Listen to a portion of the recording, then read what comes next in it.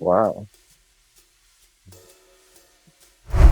What's poppin', is Nautic, bruh, and I'll be your outdoor guide today on your first virtual hiking experience. And what makes me qualify for this is that I love the outdoors and I'm ready to share everything I've learned out here with you all, because one thing that I've learned is that the best way to learn about the outdoors is being outside, being immersed in this environment. And I'm also a first aid wilderness responder, but you ain't gotta be that to enjoy outdoors.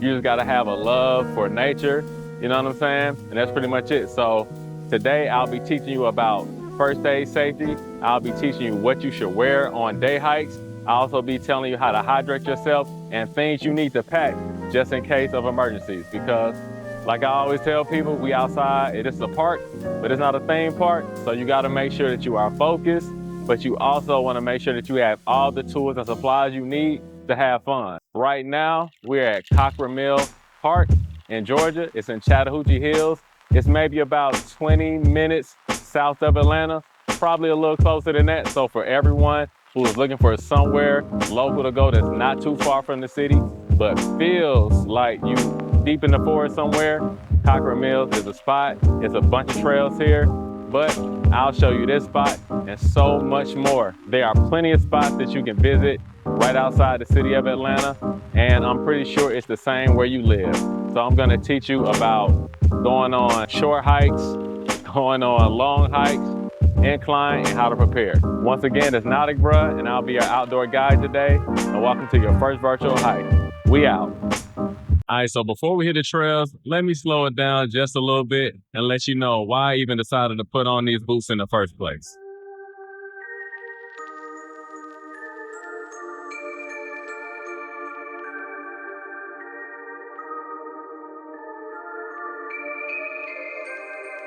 It was September 13, 2019 at Arabia Mountain in Lithonia, Georgia, where I rediscovered my love for the outdoors.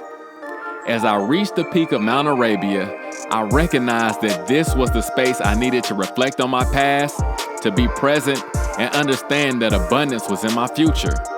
I realized in order to create boundaries for a healthy lifestyle, I needed a few non-negotiables. From that day on, I implemented spending time in nature every week as a non-negotiable.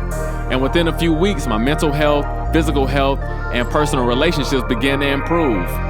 I achieved a level of mental clarity and self-awareness that allowed me to make decisions to improve my quality of life. Naturally, I wanted everybody around me to experience this, so I started using social media to invite people I knew. At the time, it seemed like the most efficient way to get the word out. I was pretty consistent with my group hikes, even though only 2 or 3 people would show up. I ain't have a lot of expectations in terms of attendance, so I wasn't really tripping on the low turnout. I was just extending the invitation to my immediate circle. And from September 2019 till about March 2020, I continued my weekly hikes whenever the weather was straight.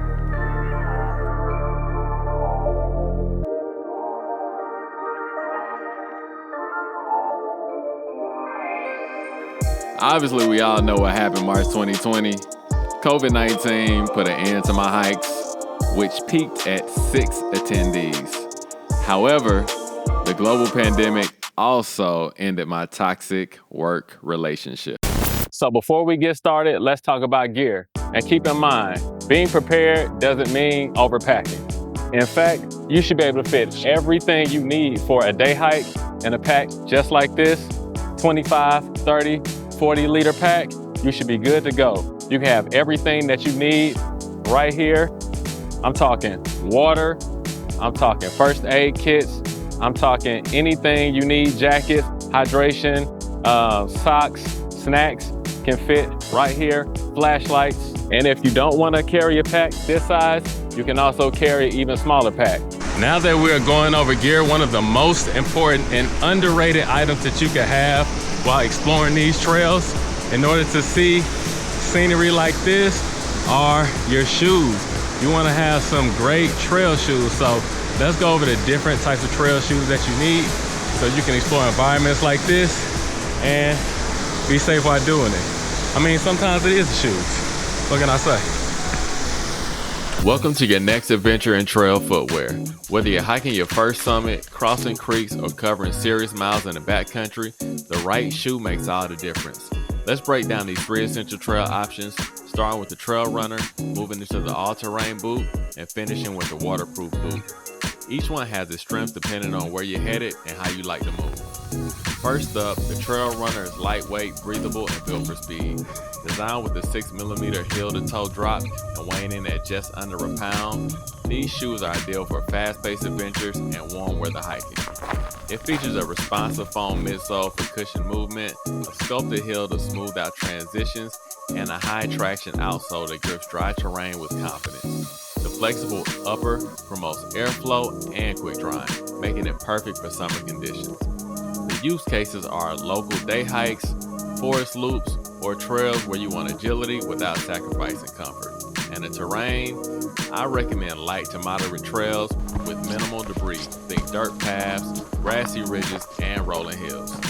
Next is the all-terrain boot, a go-between option that balances support with flexibility. It's designed with neutral cushioning platform and a durable mid-height cut for added ankle support. The outsole offers reliable grip across various surfaces, while the breathable upper keeps your feet comfortable on long hauls. This boot is a great fit for hikers who are moving through mixed terrain, maybe dry gravel in the morning and rocky switchbacks by afternoon. Use cases for these trail shoes are extended hikes, multi-trail days, or terrain where conditions shift quickly. Terrain is moderate trails, uneven paths, or elevation changes where balance and durability matter. Lastly, we've got the waterproof boot, a rugged companion built for wet, rocky, and challenging trails. It comes with a protective toe cap, a mid-height design for ankle stability, and a waterproof membrane that keeps water out while letting moisture escape. The tread pattern is made up for tackling slick surfaces, steep inclines, and unpredictable weather conditions. This option also features shock-absorbing technology in the heel, reinforced stitching, and a supportive footbed that contours to your stride. The use cases for these are wet weather hikes, muddy trails, or backpacking where stability and protection are key. The terrain is usually rugged trails, rocky climbs, stream crossings, anywhere where you need grip, support, and dryness. From breathable speed to rugged protection, your footwear should match your trail. So whether you're going fast and light, balancing comfort and durability, or heading into the backcountry with weather on the radar, there's a shoe that's ready for your pace. Choose your trail, lace up, keep exploring. So look, I don't care who you are, how many trails you've been on, or what your expertise level is. Safety is nothing to play with. So you want to make sure you have a first aid kit with you, even if it's just a small one, even if it's something that you put in a Ziploc bag. You need to have bandages. You need to have gauze. You need to have things that can clean out wounds, which is water. You've been inspired to begin your hiking journey? Well, let me help you get your hiking essentials together. First thing we're going to do is start with a first aid kit. The second thing we want to have is a life straw or something to purify water with. And by the way, I'm black, so let's talk about sun protection. Now, to me, it doesn't matter what kind of sun protection that you're using or sunscreen, as long as you're doing something to protect your skin. And I'm black, so I'm partial to skin protection that does not leave that white cast over my body. I'm also sure to use some skin protection over my face, so it's not the same kind of skin protection for my body. This is a little more sensitive, and it's for my face and neck. This essential should be obvious, but I just can't assume everyone knows everything. So you want to make sure you bring some water with you. As you can see, I don't have a water bottle on here. That's because this bag is essentially a bladder with a straw for water. So this is the bag right here. It holds a good amount of water, at least 2 liters right back in the bag. That's this straw that's accessible. So again, I'll put all of this in my shop. Just like this.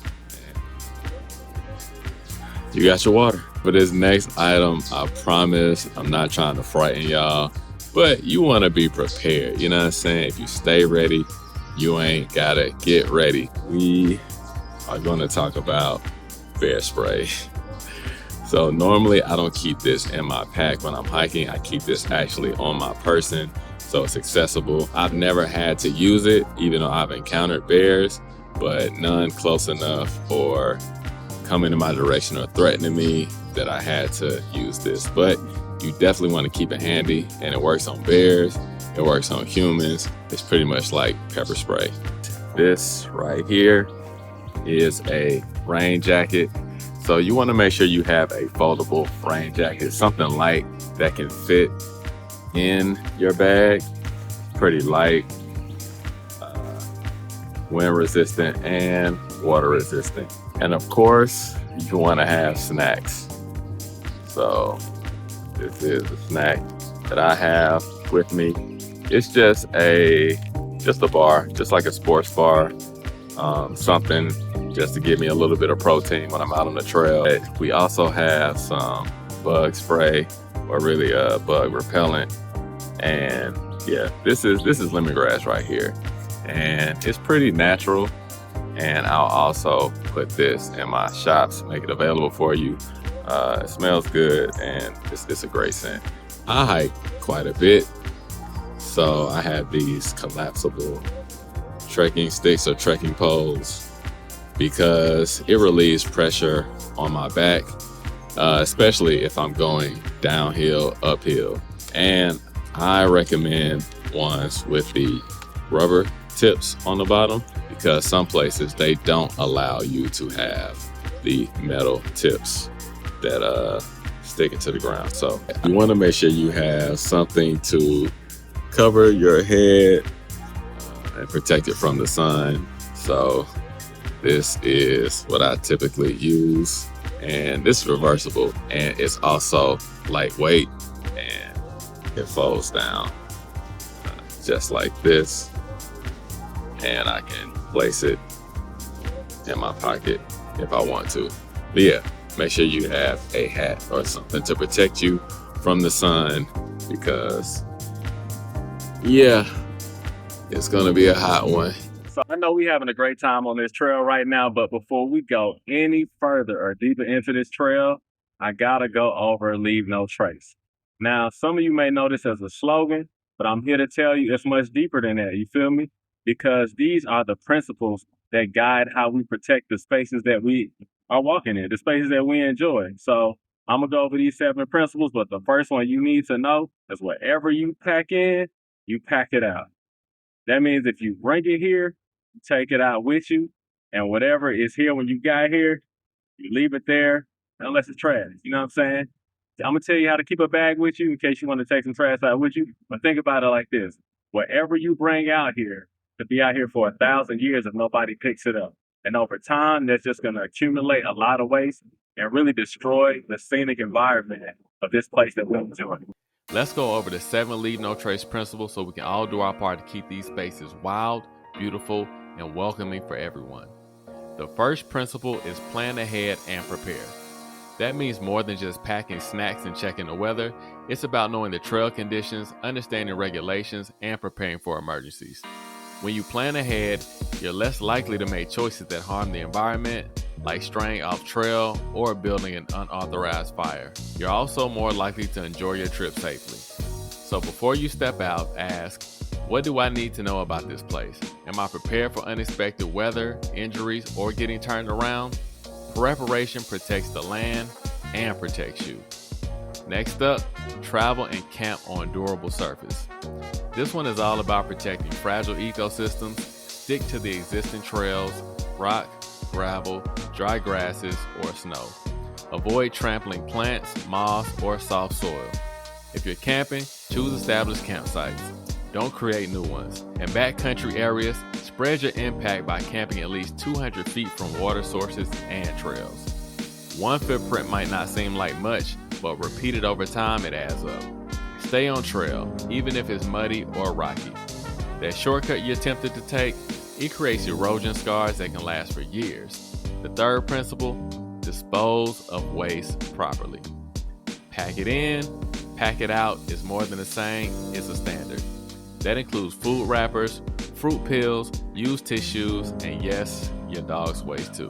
As for human waste, if you're far from facilities, bury in a 6 to 8 inch deep cat hole at least 200 feet from water, trails, and campsites. Better yet, bring a portable toilet or waste bag kit that you can use. Trash doesn't belong in the woods, even if it's biodegradable. No one wants to hike into a view and see your orange peel or granola bar wrapper. Fourth, leave what you find.